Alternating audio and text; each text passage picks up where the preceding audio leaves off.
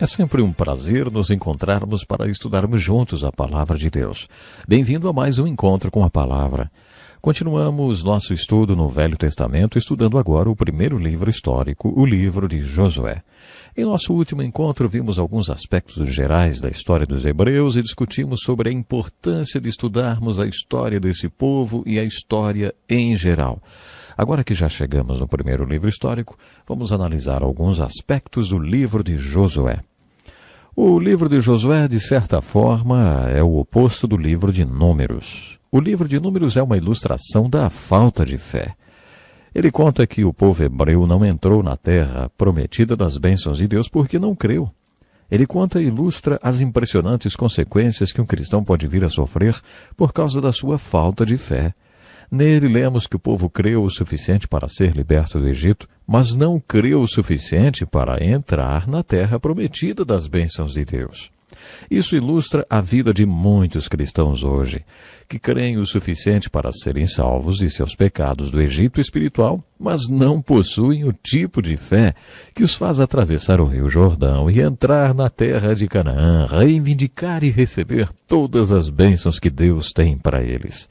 O tema ou a mensagem devocional do livro de Josué é: tome posse de sua herança espiritual. O autor do livro é Josué. E claro, ele também foi o assistente ou o sucessor de um grande homem de Deus, chamado Moisés. Moisés treinou muito bem o seu sucessor e foi por isso que o povo teve tantas vitórias sob a liderança de Josué. Além de treinar Josué muito bem, Moisés também reproduziu características suas no treinamento que deu a Josué, transmitindo para ele toda a sua experiência. Essa didática ocorreu várias vezes nas Escrituras. Elias treinou Eliseu e Jeremias, entre os profetas, teve seus assistentes. Quando chegamos no Novo Testamento, vemos Jesus nomeando 12 discípulos, os quais ele treinou e a quem transmitiu toda a sua experiência. O apóstolo Paulo teve como assistente Timóteo. Vemos esse padrão se repetindo do Gênesis ao Apocalipse. Quando isso não acontece, as consequências são novamente impressionantes. Mas aconteceu aqui, bem no início dos livros históricos, onde também acompanhamos a transferência de liderança de Moisés para Josué. Os nomes Josué e Jesus são a mesma palavra. Jesus em grego e Josué, ou Yeshua, em hebraico. Provavelmente todos nós sabemos que Jesus significa Salvador ou Jeová salva, e Josué tem o mesmo significado. Portanto, a começar pelo nome, esse grande líder é uma figura de Cristo. Em termos de ministério, ele também é uma figura de Cristo. Na minha opinião, Moisés, o grande libertador, é uma figura de Cristo, o grande libertador supremo. Josué, entretanto, é uma figura de Cristo como Senhor, que não apenas nos salva e liberta, mas também nos leva à terra prometida das bênçãos espirituais. Podemos dizer que a palavra-chave da nossa salvação ou da libertação do Egito espiritual é crer. A palavra-chave para entrar na terra prometida das bênçãos espirituais de Deus é obedecer. De certa forma, estamos falando de fé quando falamos sobre obediência. A palavra fé significa compromisso, o tipo de compromisso que faz a pessoa obedecer. Josué tinha 40 anos na época do Êxodo. Lembre-se, Josué e Caleb foram os dois únicos sobreviventes da peregrinação pelo deserto, porque quando eles voltaram de espiar a terra de Canaã, foram os únicos que trouxeram um relatório positivo. Deus levou em conta a fé deles e isso garantiu a sua sobrevivência, assim como aconteceu com Abraão. Mas Josué tinha 80 anos quando recebeu seu chamado para liderar o povo na entrada da terra de Canaã e na conquista de 7 nações que defendiam suas terras e que eram mais fortes do que os israelitas. Quando morreu, Josué tinha 110 anos.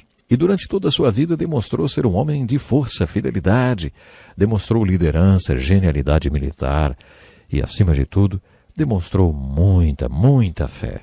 Ele não ouviu seu chamado de uma sarça ardente como Moisés.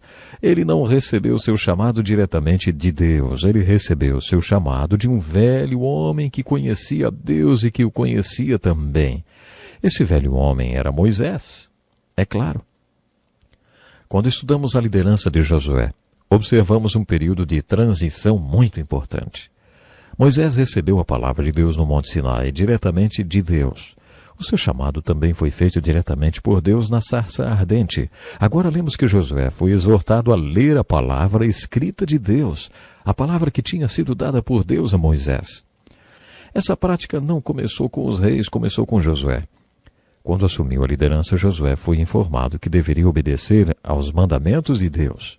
Ele deveria ler os mandamentos de Deus e pensar neles dia e noite. Como já dissemos, a mensagem devocional do livro de Josué é a seguinte: tome posse da sua herança espiritual. Antes de dar a terra de Canaã ao povo de Israel, Deus já tinha prometido aos seus antepassados, Abraão, Isaque e Jacó. O título de propriedade da terra de Canaã era incondicional. Deus a deu incondicionalmente. Mas a conquista e a posse dessa terra estavam condicionadas. Vou enfatizar mais uma vez. A aplicação devocional do livro de Josué é uma figura da nossa bênção espiritual como cristãos. Quando nos achegamos com fé em Cristo, Deus nos dá todas as bênçãos espirituais que nós precisamos. O nosso título de propriedade dessas bênçãos é incondicional, mas a posse e a implementação dessas bênçãos em nossas vidas é condicional. Isso está ilustrado para nós no versículo-chave do livro. Josué, capítulo 1, versículo 3. É o texto-chave de todo o livro. Todos os livros da Bíblia têm um versículo ou um capítulo-chave que servem como um resumo de toda a mensagem do livro. Esse é o versículo-chave de todo o livro de Josué. Quando o povo de Deus estava prestes a atravessar o rio Jordão e invadir Canaã, ouviram essas palavras: como prometia Moisés, todo lugar em que puserem os pés, eu darei a vocês. Vocês percebem? A terra foi toda dada a eles. Em termos de título de propriedade, eles eram todos dono. Sim, eram donos de tudo, mas não em termos de posse. A lei de possessão determinava que cada metro quadrado da terra de Canaã onde eles pusessem o pé seria dado a eles. Era isso que receberiam, nem mais, nem menos. A aplicação disso para nós é que acontece o mesmo com nossas bênçãos espirituais.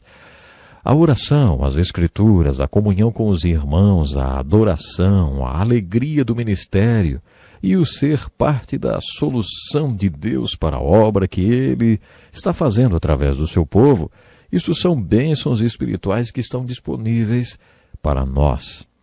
Deus as dá a toda pessoa que crê. Umas tomam posse dessas bênçãos, mas outras não. O segredo é muito simples. Você tem que colocar o seu pé sobre elas. Você toma posse da oração orando. Toma posse da adoração quando adora. Toma posse das Escrituras quando a lê, compreende e a aplica. Dando um passo de cada vez, você toma posse de seus bens espirituais ou de suas bênçãos espirituais. Muitas pessoas acham que o conteúdo do livro de Josué está mais relacionado com os 5 primeiros livros da Bíblia e que, portanto, deveria ser estudado como um deles. Os 5 primeiros livros da Bíblia são chamados de o Pentateuco, porque eles são 5 livros da lei. As pessoas acham que os livros da lei têm muito mais a ver com a entrada do povo na terra prometida e como o livro de Josué leva o povo para dentro da terra prometida. O conteúdo do livro pertence ao Pentateuco, mas nós descobrimos mais uma linda alegoria da salvação. Em Gênesis você tem as sementes ou a fonte da salvação. Em Êxodo você tem a libertação da pena ou do poder do pecado através do sangue do Cordeiro Pascal e do poder do Deus que faz milagres. Levítico ilustra o propósito imediato desse tipo de salvação, que é adorar ao Deus que salvou e libertou você. Deuteronômio é repleto de ilustrações que nos encorajam a atravessar o Rio Jordão e entrar na Terra Prometida. Quando você chega na Terra Prometida, tem que tomar posse da sua herança espiritual e viver cada uma das bênçãos que Deus planejou para a sua vida. O livro de Números é aquela impressionante ilustração negativa de uma geração inteira do povo de Deus que não fez nada disso. Nesse livro temos a morte de uma geração inteira que não creu, mas como já dissemos, o livro de Josué é a antítese para o livro de Números. O livro de Números apresenta uma grande ilustração de falta de fé.